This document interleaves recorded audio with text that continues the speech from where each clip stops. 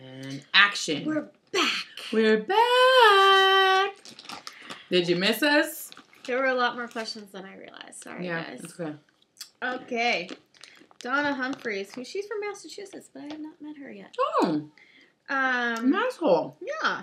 Asks, exercise, how to start and how to keep at it. How to get through the I'm too busy or too tired to fit it in. Ooh, talk about your video that I love. About it's a decision. Remember when you said, it stuck with me, but now I can't remember it. It was, you have to decide, and then the motivation comes after. So it's action precedes... Action precedes motivation. So, I'm not going to say it's easy, because it's not. It's hard, but you have to just make the decision to do it. You're not going to get motivated first, or if you do get that slight bit of motivation, you got to go do it. Mm-hmm. And then... Nike was right. Mm-hmm. Just do it. Just do it. Action precedes motivation. Mm-hmm. So there is just you can't use excuses, which I still do. I mean, too. I get tired a lot, and I'm like, you know what? You also have to decide what's more important to you. Mm-hmm. I mean, it's all about what's more important. It's like, okay, is it more important to you to get physically fit and stay active and all the benefits that come from working out? Yeah. Or is it more important for you to get the sleep that night? You know, if that's what you're weighing. Like, would I prefer 2 extra hours of sleep tonight or a workout? Yeah.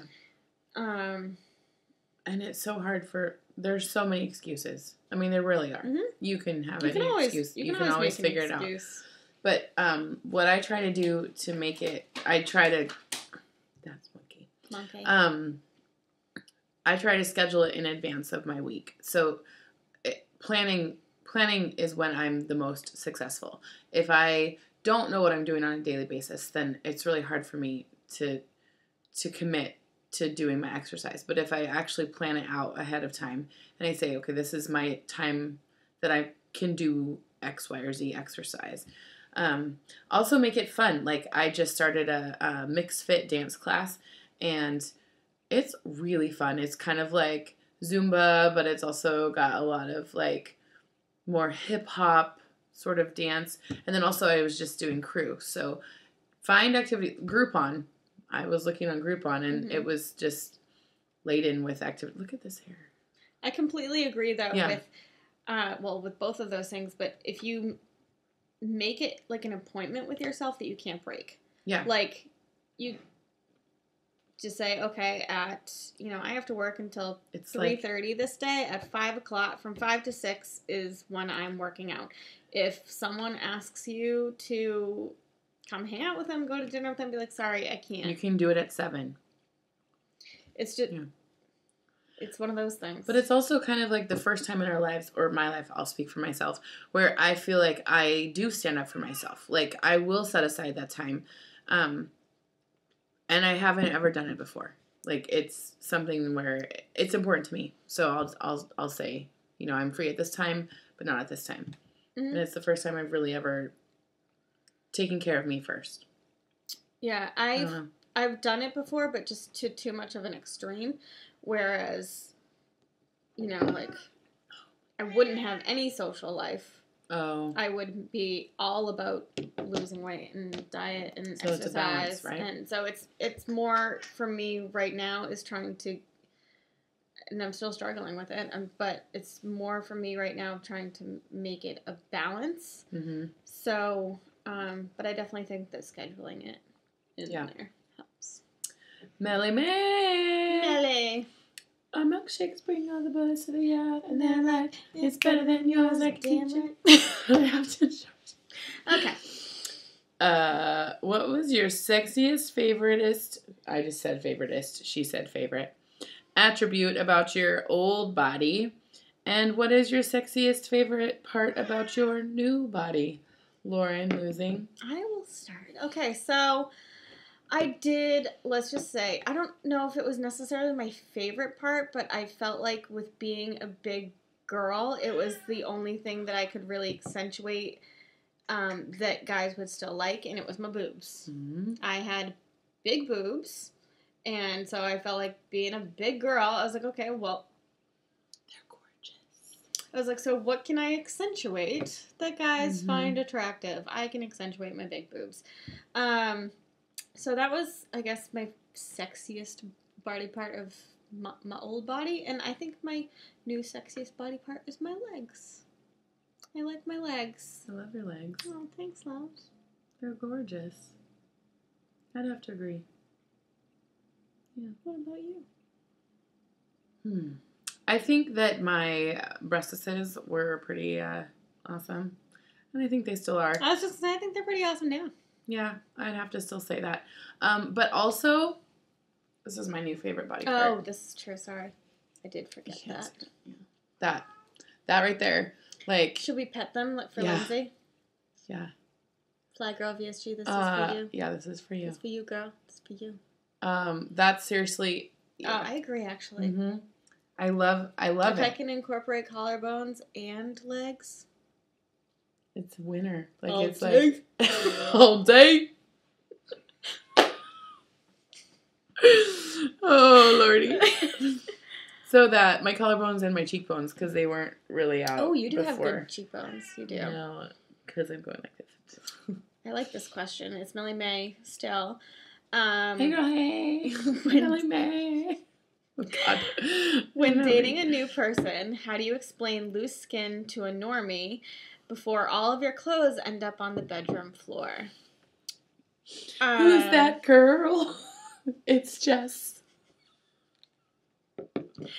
So, let's just say that whenever I've been in that, whenever we go to Loose Skin City, whenever that's happened to me, I honestly, I've been with people who have known that I have lost a significant amount of weight, and so, I don't know, I haven't had any, like, negative reactions. I think that, I mean, yes, some guys are really dumb and probably wouldn't expect you to have, like, loose skin or something, but yeah, I think as long as you act confident with it, that they're really not going to care as much. Like, I've always been a pretty sexually confident person, so it's never gotten in the way. But I'll say something, I'll be like, yeah, well, I mean, not always, but I might be like, yeah, well, I've lost 130-something pounds, so my size 4 body is not going to look like someone else's size 4 body who has been a size 4 their whole entire life.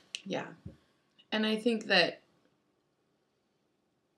if all your clothes are on the floor, like, somebody's not going to really care about Loose Skin City. They ain't caring about your Loose Skin City. Yeah. For me, I don't know. I guess we can go down for the dating part and then talk about it. But for me, it hasn't been an issue yet. Let's just say that for all of my, like, many sexual experiences that I've had. God. I don't know how to, anyway, the loose skin hasn't been the issue. Let's just put it that way. Not an issue. It's so vague, but whatever. Sarah, Nerd in Oregon. Oh, hey. Let's connect thumbs. Oh. No, my thumbs. Oh, I was talking to what's myself. wrong with me? Okay. We love you. If you guys were fighting over me sexually, who would win? I would. I would fight tooth and nail. Tooth and nail. Cut a bitch. I would cut a bitch. I don't think we would fight over her. I don't think we would fight over her. I think it would. Sharing is caring. Mm-hmm. Unless you want us to fight over you. We could incorporate it all. We could incorporate the fighting into the sharing. We'll make it work. Make it work, people. Make it work. Yeah. Okay, that was funny. Chris Waffle. Hey, boy. Hey. I love those waffles. I think this is intended for me, but is walking around a house full of people in your underwear something you've always enjoyed, or a fantastic NSV, in parentheses, for me. So this weekend I was walking around in like a wife beater and underwear a few times. Because that's what I sleep in most of the time. Yeah. Josh and I refer to it as my uniform. Because, like, every time I go to his house, I'm just like, all right, and I just change into that. So, no, I did not always do that. Had I ever been around people before, I would have at least had shorts on. But, yeah, it's a bit of an NSV that I felt comfortable enough. I mean, it's just you guys, though. Not that I wasn't, like, trying to impress you, but it's just you guys. I'm like, impressed with you, Lauren. Right? Mm-hmm. Yeah. And since your new assets that you love are your legs, why not show them off? Exactly, right? All the way to your ass. Just saying. Hashtag. Just saying. Oh, beautiful Alicia says, what is okay, sorry. When people say they regret having weight loss surgery, I guess I don't understand. I know everyone's struggle is different, but isn't it worth not having health issues and being able to finally really live? So I was wondering what your take on this is, and how do you feel when people say that? I can honestly say that I've never heard someone say that. Yeah. But I guess that my take on it would be that they weren't prepared. That they probably didn't educate themselves on it or had a skewed view on what life would be like after weight loss surgery. Maybe they thought that it was the magic pill and that they wouldn't have to work at it, or that's my honest opinion, is that they probably were not ready for it, if that's what they're saying. Yeah. I also haven't heard anybody say that they've regretted it. Also, some people might not be taking the advice of their providers. So, I don't know. I don't know the situation, but that was my 2 cents. And then she also had one more. So, when dating, do you tell the person you had weight loss surgery, or do you wait? Does it matter? Question mark.